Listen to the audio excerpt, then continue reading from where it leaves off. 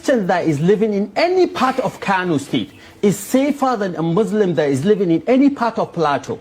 And that's a fact. In the past 20 years, how many Christians were killed in Kano? In the past 20 years, how many Muslims were killed, murdered, gruesomely murdered in Plateau? We recently have the issue of General Al-Ghali. In the southeastern part of the country, we have the issue of Gulag. We have the issue of Harira that was killed along with her 6 children, and Christian that is living in... Now, this man has been flying all over the social media space in regards to the interview. He granted in his mind thinking what he actually said makes sense. But the fact is, to me, you can only deceive people that are not reasonable. And as far as I'm concerned, I'm going to be brutal with the reality on ground here. And I hope that people will understand me. This is not me taking a stand against Muslims. And that is why I'm not even going to look at it from that perspective. I want you to know these things. When you make comparison to Jos and states like Kano, I want to let you know that why Christians in Kano, not even Christians, let's say other minority tribes, forget about the religious affiliation you are giving to it. It's basically the fact that when they live in these places, they do as they are told. And they don't reject or they don't stand against the practices that is implemented by the government of these states and what people in these states actually believe that that is a way of life to them. And that is why they live in peace, right? That is one.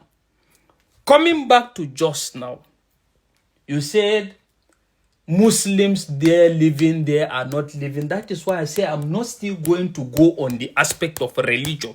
I want you to know that the basic problem here emanates from the concept of majorly Hausa Fulani. Hausa Fulani. Because let's tell ourselves the truth. We are always going to tell ourselves the truth and the reality here. The fact is, there is no Hausa or Fulani that can claim that is indigenous to Plateau State. Do you know that? But the fact is, when you meet a Hausa man is always proud of where he comes from and he will never let go of his origin. And he always makes reference to his origin and say, this is where I come from. But you see, there's a confusion here. The confusion has been over time under this concept of Hausa Fulani. You now have a group of people under the disguise of one Nigeria, right? One Nigeria is only applicable to some other states, but in some other states it's not applicable. Why do I say it's not applicable in some other states?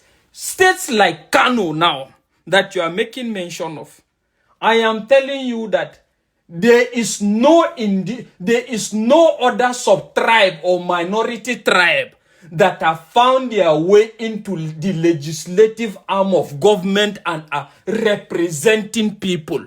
Unlike what you have in Jos. In Jos they have. Right? They have that in Jos. And it's emanating from just what I said, the Hausa and the Hausa Fulani concept. Because a Hausa man, anywhere you meet him, will tell you, ni dan Kano ne, ni dan Sokoto ne, ni dan whatever. He doesn't claim other people land. But you see the disguise of this Hausa and Fulani. We have now had a situation where, just like you're saying, when they come to these other states, they come as settlers. Until today, they are settlers. But in the spirit of one Nigeria, we are all one. What is applicable to this is applicable to this. But just like I said, not in all cases. Because you can't bring out that in Kano. Do you get that?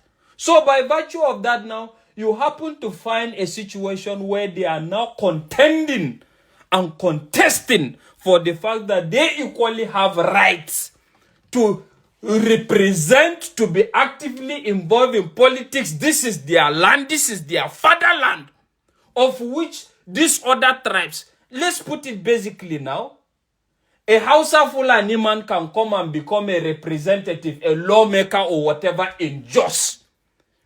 But have you seen that in Kano? Can you see a Birom man or which which other tribe can he go and become a representative in Kano? He can't do that. Because when they go to these places, they do as they are told. And are we forgetting about the concept of political Sharia? They are living according to the dictates of Sharia, just like when Hizbah now proposed that man and woman should not enter bike. Whether you are a Christian or non-Christian or not a Christian, or you will not dare that. Because you will be arrested. Because when they are arrested now, they don't look at it and say, are you a Hausa, are you a Christian, or are you a Muslim? But have you seen those kind of pronouncements in Jos Mungulu? I'm asking you. These are the kind of people that brings problem to this country by lying. Have you seen that kind of situation in Jos? Have they proposed any law, despite the fact that these people are not indigenous? Have they proposed any law that is anti-Hausa or anti-Fulani, or when you even talk of Islam? You see, one thing I get to discover is this concept of Hausa Fulani. You Mungulus are hiding under the disguise of Islam and perpetuating your evil. And you equally talked about unaliving. You just mentioned few. Regards Harira, you made mention of Gulag. Can you give me the number of Christians that are unalived in Jos? Not even Christians. Let me not make it religious. Of other tribes, sub-tribes that were unalived in Jos in the hands of these radicals. Do you get it? Who are you coming to fool? Who are you coming to fool with this rubbish? Well, the fact is, I've said my own. It's left for people that knows what needs to be done to be done. Because the fact is, if I can't go and contest your state with you, you can't come and contest my state with me. And that is the reality. And I'm unapologetic in this regard. We have one Nigeria on paper, but one Nigeria only exists on paper, just like I tell you. Why can't these other states also ensure one Nigeria in reality? Why do they feel entitled to other places that they don't belong? And the fact is, to a Fulani man now, a Fulani man knows where he's indigenous. When you talk of Adamawa and other places, they know where they are indigenous. And they don't come to claim other people's land and say what is equally due for this is due for this. And as a result of that, they are even calling for arms and what